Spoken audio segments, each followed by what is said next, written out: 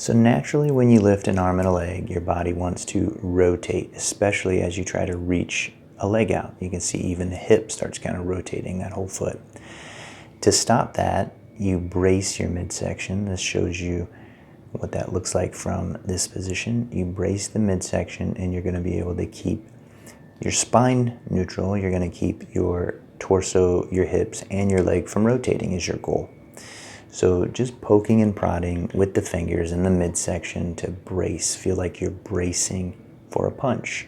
And that is what we're trying to use as our anti-rotation. With the leg, we don't want you to feel like you're just flailing or flinging it out there. We want to push it out with a purpose.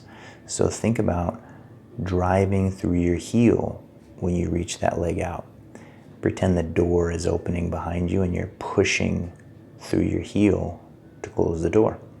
Remember to try to keep your eyes looking forward. Don't focus on being perfect. Just try to get a little better every time. Enjoy the process and your progress.